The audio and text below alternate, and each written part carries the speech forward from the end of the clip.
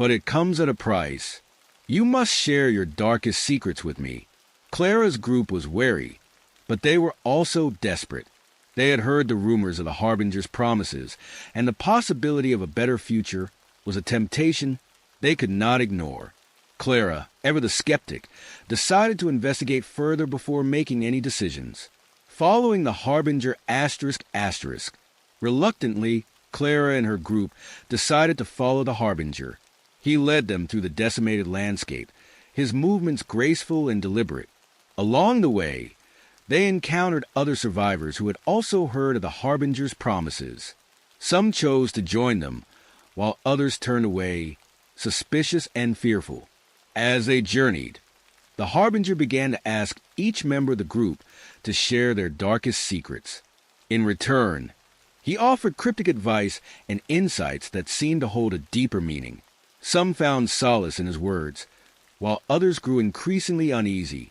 Clara watched the Harbinger closely, her instincts telling her that there was more to him than met the eye. She began to notice subtle changes in the group's dynamics. Whispers of distrust, lingering glances filled with suspicion, and a growing sense of unease. The Harbinger's presence seemed to magnify their fears and doubts. The unraveling ***. One night, as they gathered around a campfire, Clara decided to confront the Harbinger. "What is your true purpose?" she asked, her voice steady despite the uncertainty in her heart. "Why do you seek our secrets?" The Harbinger's eyes glowed brighter, and he smiled a chilling smile. "Salvation is not just a promise, but a journey," he replied. "The sharing of secrets is a means to unburden your soul, to face your deepest fears. Only then can you find true redemption." Clara was not satisfied with his answer. She knew that there was something the Harbinger was not telling them. She began to gather information from the other survivors, piecing together their experiences and suspicions. It became clear that the Harbinger's influence was both profound and insidious, creating a web of manipulation that threatened to ensnare them all. The revelation ***. As Clara delved deeper into her investigation, she uncovered a shocking truth. The Harbinger was not a benevolent savior, but a being who fed on the pain and suffering of others. By extracting their darkest secrets, he gained power and sustenance, thriving on the emotional turmoil he created. Determined to protect her group, Clara devised a plan to expose the Harbinger's true nature. She rallied the survivors, urging them to confront their fears and refuse to share any more secrets. Together, they would strip the Harbinger of his power and break free from his grasp. The final confrontation ***. The confrontation took place in the heart of a ruined city, where the Harbinger had led them with promises of salvation. Clara and her group stood united, their resolve unshakable. The Harbinger, sensing their defiance, revealed his true form, a wraith-like entity of shadows and malevolence. "You cannot defy me," the Harbinger hissed, his voice now a sinister echo. "I am the embodiment of your darkest fears, and I will consume you." Clara stepped forward, her eyes blazing with determination. "We will not be your victims," she declared. "We choose to face our fears and reclaim our strength. Your power ends here." As the survivors chanted words of defiance, the Harbinger's form began to waver. The secrets he had extracted from them were no longer a source of power, but a weapon turned against him. The air crackled with energy as the Harbinger's malevolent presence began to dissipate. The aftermath, with the Harbinger's defeat, a sense of relief washed over the survivors. They had faced their darkest fears and emerged stronger for it. Clara, now a beacon of hope and leadership, guided her group toward a new future. One built on trust, resilience, and the strength to confront whatever challenges lay ahead. The tale of the Harbinger became a legend among the survivors, a cautionary story of manipulation and the power of unity. As they rebuilt their lives in the post-apocalyptic world, they carried with them the knowledge that true salvation came from within and that the light of courage could conquer even the darkest shadows. I hope you enjoyed this story. If you'd like to explore more details or add additional characters and elements, feel free to let me know. The House of Shadows. Act 1. The Whispered Rumors ****. In the quaint town of Black Hollow, whispers of the Hargrove mansion echo through its cobblestone streets. The townsfolk, seasoned by generations of superstitions, regard the decaying manor as a monument to sorrow and tragedy. The mansion looms like a grim sentinel on the hill, casting long shadows over the town at sunset. Noah Hayes, a determined and skeptical paranormal investigator, finds the stories of ghostly apparitions and eerie wails fascinating but implausible. His team, Cassie, a tech-savvy investigator, Devin, a historical researcher, and Elise, a sensitive medium, share a similar skepticism but are intrigued by the challenge. When Cassie receives an anonymous letter containing the mansion's coordinates and cryptic warnings, the team's curiosity is piqued. Locals beseech them to reconsider, recounting tales of those who ventured into the mansion and never returned. Ignoring these warnings, they embark on their journey, driven by a blend of skepticism and a thirst for truth. The air grows colder as they approach the mansion, hinting at the chilling discoveries that await within. Act 2. The team's arrival ****. The Hargrove mansion stands imposingly at the end of an overgrown driveway, its silhouette framed by gnarled trees and shrouded in creeping ivy. Its once grand architecture has fallen into disrepair. Shattered windows gape like dark, empty eyes, and the air is thick with a sense of foreboding. Elise, the team's medium, senses the weight of countless sorrowful souls lingering in the shadowed corners and hesitates, feeling the oppressive energy that the house exudes.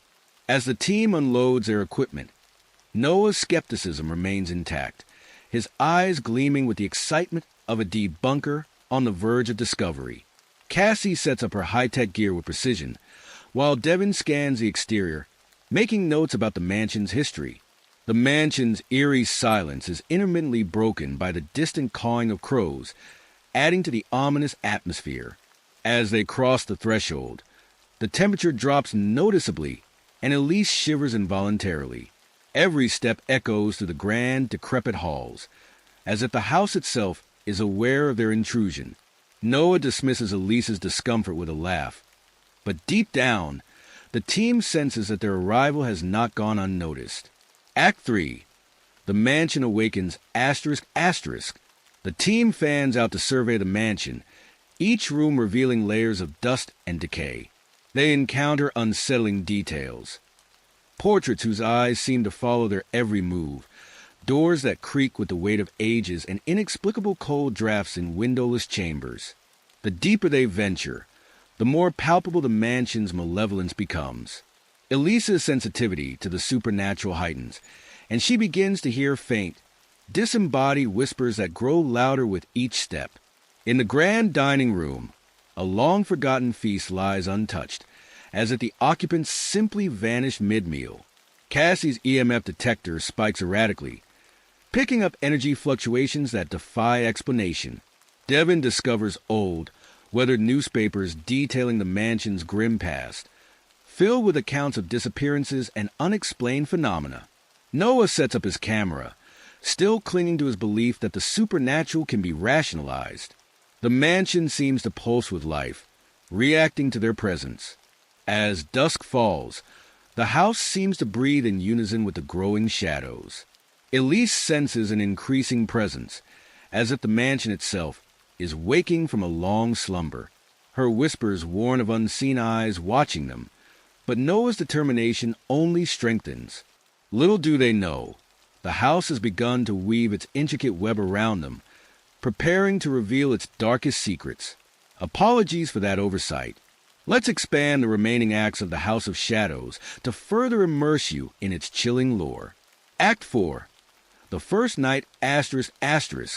As night envelopes the mansion, the team splits up to cover more ground. Cassie, ever the skeptic, sets up her cameras and spirit box in the grand, dilapidated main hall. The darkness outside seems to press against the cracked windows, amplifying the creaking and groaning of the old structure. Devin, equipped with a flashlight and notebooks, delves into the mansion's extensive library, hunting for hidden clues about its ominous history. Elise, guided by her intuition and the whispers she hears, wanders into the parlor where a sense of dread fills the air. Noah, steadfast in his disbelief, roams the hallways, capturing footage and narrating his findings with a tone of bemused skepticism. As the night deepens, the house reveals its first unnerving tricks. Locked doors that weren't locked before, phantom footsteps echoing down empty corridors, and distorted voices emerging from the spirit box, calling out names and speaking in fragmented sentences. The atmosphere grows increasingly tense as the team realizes they're not as alone as they thought. Act 5. The library's secret ***. Devon's exploration of the mansion's vast library proves fruitful. Amidst the dust-covered tomes and forgotten scrolls, he discovers an old leather-bound journal belonging to Edwin Hargrove, the mansion's original owner. The entries are a disturbing window into Hargrove's descent into madness. The journal details bizarre rituals involving cryptic symbols and a growing obsession with opening a gateway to another realm. Devon also uncovers sketches of shadowy figures and intricate diagrams that suggest Hargrove was tampering with forces beyond human understanding. Each page of the journal feels heavy with the weight of dark secrets, and as Devon reads on, he becomes more convinced that the mansion's hauntings are a result of Hargrove's unholy experiments. The realization sends a chill down his spine as he contemplates the possibility that Hargrove might still be exerting his influence from beyond the grave. Act 6. The parlor incident ***. Elisa's wanderings lead her to an ornate, dust-covered mirror in the parlor. She is drawn to its reflective surface, where she sees a disturbing version of herself staring back, warped, with hollow eyes and a gaping mouth. The reflection moves independently, its expression twisting into a sinister grin. Elise tries to look away, but an unseen force holds her gaze. Suddenly, the figure in the mirror reaches out, as if attempting to pull her into the glass. Elise screams, shattering the eerie stillness of the house. Her teammates rush to her side, finding her trembling and bleeding from a cut on her hand, caused by the mirror shattering on its own. Even in its broken state, the reflection lingers in the shards, the malevolent grin unchanging. The incident leaves the team shaken, with Elisa's warning that the house is far more dangerous than they imagined. Act 7. The shifting house ***. The mansion begins to reveal its true nature, altering its layout in impossible ways. Hallways stretch unnaturally long, staircases spiral into darkness, and familiar rooms vanish without a trace. Cassie, determined to map the house, realizes that the layout defies all logic and reason. The once static environment becomes a shifting maze, designed to confuse and entrap its occupants. Devon theorizes that the mansion itself is a manifestation of Edwin Hargrove's twisted rituals, constructed to disorient and ensnare anyone who dares to uncover its secrets. The team's efforts to navigate the house grow increasingly desperate as they find themselves turned around and lost. The malevolent presence within the walls seems to watch their every move, ready to strike when they are most vulnerable. Act 8. The shadow figures ***. The team's encounters with the supernatural escalate as they come face to face with their first solid apparitions.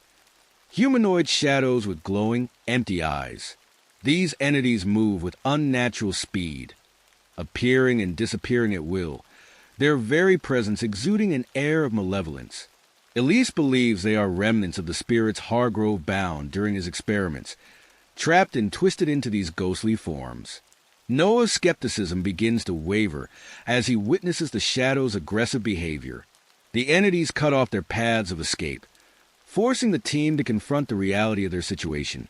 As the shadows grow bolder, the team's unity starts to fracture under the pressure. Elise warns that these spirits are not to be taken lightly, and their encounters are only the beginning of the horrors that lie ahead. Act 9. The basement door ***. Deep within the heart of the mansion, the team discovers a heavy, ancient door leading to the basement. Strange symbols are carved into the wood, radiating an icy chill that seeps into their bones. A faint, ominous hum resonates from behind the door, growing louder as they approach. Devon recognizes the symbols from Hargrove's journal. They mark the entrance to the gateway Hargrove sought to open. Despite their fear, the team knows they must venture into the basement to uncover the truth. With a sense of dread, they force the door open, revealing a dark stairway descending into the unknown. As they step into the abyss, the temperature plummets, and the air grows thick with an oppressive energy. Each step they take echoes with the weight of their determination, as they prepare to confront whatever lies beneath the mansion. Act 10. The Basement Ritual Room ****. The basement is a nightmare shrine to Hargrove's dark ambitions. Candles, long extinguished, form a circle around a ritual altar stained with age and malice. Strange artifacts, some familiar and others wholly alien, litter the room, casting eerie shadows in the flickering light of their flashlights. More journals and notes detail the gruesome experiments and rituals that took place here. The symbols on the floor glow faintly, pulsing like a heartbeat, as if the basement itself is alive. Elise hears the anguished voices of countless trapped souls, begging for release from their torment. The team realizes that the gateway Hargrove sought to open was never fully closed, and the entities he summoned are still trapped, bound to the house by his twisted will. They understand that to escape, they must confront these dark forces and seal the gateway once and for all. Act 12. Cassie's Temptation ****. As the shadows grow more aggressive, they begin to prey on the team's deepest fears and memories. Cassie, already shaken by the horrors they've encountered, hears the voice of her deceased brother calling to her from a dark hallway. The temptation to follow is almost irresistible, the voice so familiar and comforting. She hesitates, torn between the desire to reunite with her brother and the knowledge that it's a trick. Noah, sensing her inner struggle, pulls her back just in time. He reminds her that the house is using their pain against them, exploiting their vulnerabilities to weaken their resolve. Elisa's warnings about the house's malevolence take on new urgency, as the team realizes they must stay together and support one another to survive. But the cracks in their unity are beginning to show, and the mansion's influence grows stronger with each passing moment. Act 13. The History of Edwin Hargrove ****. Through Devon's meticulous research, the team uncovers the mansion's horrifying history. Edwin Hargrove was once a wealthy industrialist, known for his eccentricity and reclusiveness. As his obsession with immortality grew, he turned to dark rituals and forbidden knowledge, sacrificing his family and servants in a desperate bid to bind his soul to the house and open a gateway to another dimension. The team realizes that Hargrove's spirit isn't just haunting the mansion. He is the mansion his malevolence will infuse into its very walls. The house's shifting nature and the shadowy figures are all manifestations of Hargrove's twisted experiments. This revelation adds a new layer of urgency to their mission, as they understand that defeating Hargrove means confronting the house itself. Act 14. Elisa's Sacrifice ****. The spirits in the house begin communicating directly with Elise. Their voices a chorus of sorrow and desperation. They beg her to free them from their torment, their pleas tugging at her heart. Guided by her empathy and a sense of duty, Elise attempts to guide the spirits toward the light, hoping to release them from their suffering. However, each attempt weakens her physically, draining her energy and leaving her vulnerable. The team tries to stop her, fearing it's a trap, but Elise insists they cannot leave the souls behind. Her connection to the house deepens, putting her own life in grave danger. As she grows weaker, the team realizes they must find a way to close the gateway and free the spirits before it's too late. Act 15. The shadows take Devon ****. While deciphering the final pieces of Hargrove's ritual, Devon is suddenly dragged into the darkness by the shadow figures. His screams echo through the mansion, sending the team into a frenzy as they attempt to save him. But Devon vanishes into the walls, leaving behind only his journal and a sense of profound loss. Cassie, devastated by the loss of her friend, blames Noah for not taking the investigation seriously from the start. The team's trust fractures further, and they struggle to keep their focus amidst the mounting fear and tension. Devin's sacrifice fuels their determination to see the mission through, even as the mansion's horrors threaten to overwhelm them. Act 16. The final ritual ***. The journal reveals the steps necessary to close the gateway and banish Hargrove's spirit once and for all. The team must destroy the symbols on the ritual altar in the basement, using a combination of fire and consecrated water to break the dark enchantments. Cassie and Noah argue about the risks involved, but Elise convinces them that it's their only chance for survival. With a newfound sense of purpose, they prepare to descend into the basement for one final confrontation. As they gather the necessary materials, the mansion's malevolence intensifies. The air grows thick with a palpable sense of dread, and the shadow figures become more aggressive, their whispers echoing through the halls. Cassie uses her technical expertise to create a distraction, setting up a series of traps and diversions to buy Noah and Elise the time they need to complete the ritual. The team braces themselves for the battle ahead, knowing that failure is not an option. Act 17. The battle with Hargrove. Descending into the basement, the team finds the ritual altar pulsating with a sickly glow, the symbols on the floor writhing as if alive. The house fights back with full force, the shadows swarming the room in a frenzy. Hargrove's voice echoes through the chamber, taunting them with promises of eternal torment. The walls collapse and rebuild themselves, trapping the team in a nightmarish labyrinth. Noah, finally abandoning his skepticism, takes the lead in the ritual. He confronts Hargrove's spirit, acknowledging the horrors he has witnessed and the courage of his teammates. With Elise's guidance, he begins destroying the symbols, each strike weakening the house's power. The shadow figures attack with bone-chilling cold, but Cassie's traps hold them at bay, giving Noah and Elise the precious moments they need. Act 18. Noah's redemption ***. As the ritual progresses, Hargrove's spirit materializes as a grotesque, spectral figure, his eyes burning with malevolence. He lashes out with dark energy, attempting to stop them. Noah, fueled by newfound determination and the desire to make amends for his earlier skepticism, faces Hargrove head-on. He recalls the journal's instructions and recites the incantations with unwavering resolve. With each line of the ritual, the symbols on the altar flicker and dim. Elise uses her connection to the spirits to weaken Hargrove further, channeling their collective strength. The battle reaches a crescendo as Hargrove's form begins to waver, his grip on the house slipping. Noah, Elise, and Cassie work in unison, their efforts culminating in a final, powerful incantation that shatters the dark enchantments. Act 19. The gateway closes ***. In a final act of courage, Elise channels the energy of the trapped souls, using their collective will to pull Hargrove into the gateway.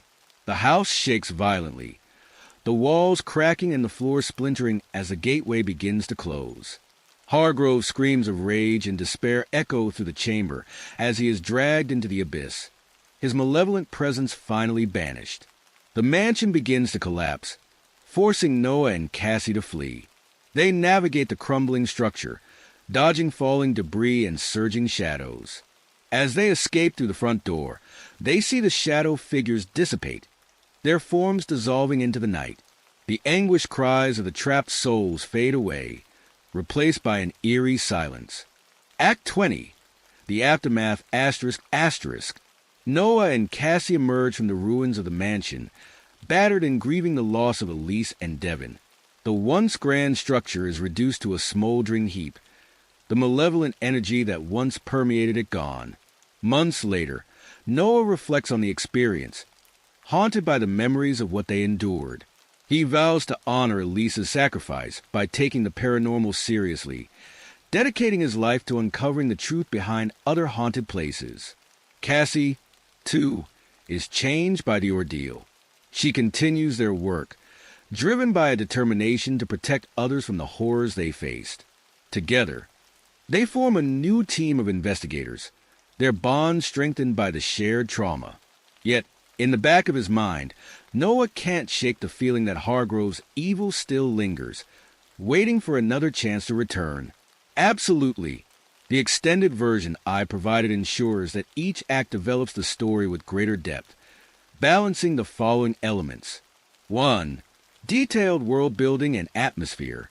Each act takes the time to paint a vivid picture of the environment. Whether it's the mansion's decaying exterior, the labyrinth-like hallways, or the eerie ritual room, the oppressive atmosphere and the house's shifting nature make the setting itself a menacing character, heightening the suspense and immersing readers in its sinister reality.